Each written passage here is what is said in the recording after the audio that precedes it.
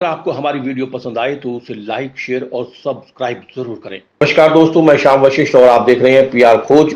सड़क में भू धसाव होने के कारण एहतियातन यातायात के लिए रोका। कुमाऊं आयुक्त दीपक रावत ने माल रोड का किया निरीक्षण, स्थायी समाधान के दिए निर्देश। नैनीताल नगर के लोअर माल रोड में सड़क में भू धसाव होने के कारण एहतियातन इस मार्ग पर यातायात को रोक दिया गया था। साथ ही लोक विभाग नैनीताल की ओर मार्ग में हो रहे भू कटाव के स्थायी रोकथाम कार्य पूर्ण होने तक लोअर माल रोड को माल रोड से जोड़े जाने हेतु वैकल्पिक रूप से रैंप का निर्माण कार्य तेजी से किया जा रहा है। गुरुवार को कुमाऊं आयुक्त दीपक रावत द्वारा लोक निर्माण विभाग, सिंचाई एवं अन्य विभागों के अधिकारियों के साथ नैनीताल स्थित माल रोड का निरीक्षण किया। इस दौरान आयुक्त ने सड़क के भू धसाव स्थल एवं रैंप निर्माण कार्य समेत भू धसाव क्षेत्र का स्थलीय निरीक्षण करते हुए सड़क सुरक्षा आदि कार्यों की जानकारी अधिकारियों से ली। इस दौरान उन्होंने लोक निर्माण विभाग एवं सिंचाई विभाग के अधिकारियों को आवश्यक निर्देश दिए। आयुक्त द्वारा निरीक्षण के दौरान उपस्थित भू वैज्ञानिक लेखराज से क्षेत्र में पूर्व में कराए गए भू वैज्ञानिक सर्वे के बारे में जानकारी ली।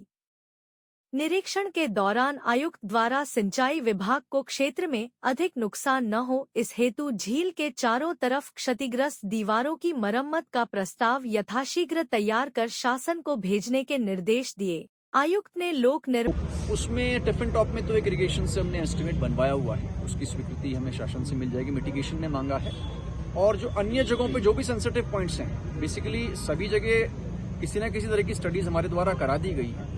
कुछ जगह ऐसा है कि यहाँ पे जो स्टडीज हुई हैं उनको वेट कराना पड़ेगा किसी एक्सपर्ट बॉडी से, क्योंकि एक साथ पैसा लगाना बिना प्रॉपर स्टडी के वो उचित नहीं रहेगा। तो जैसे बलिया नाला में बहुत अच्छी स्टडी हुई और उसके बाद वहाँ पे काम हो रहे हैं, उसी प्रकार से इसको कराना। कोई ऐसा नहीं कि पूरी लोअर मॉल रोड इस्तेमाल नहीं होगी, एक पोर्शन उसका इस्तेमाल हम नहीं कर पा रहे हैं तो वो ऊपर से डाइवर्ट हो जाएगा, ट्रैफिक रेगुलेट करना पड़ेगा।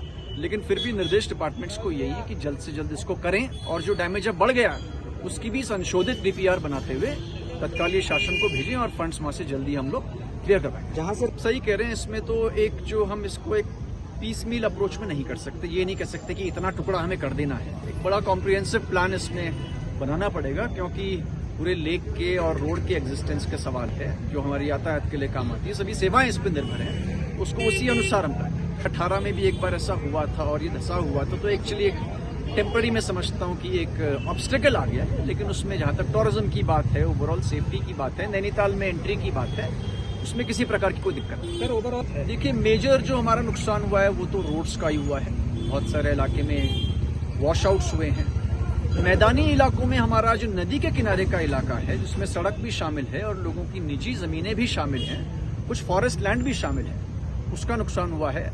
अल्मोड़ा में बड़े लेवल पे हमारे पेयजल की पाइपलाइंस का नुकसान हुआ है।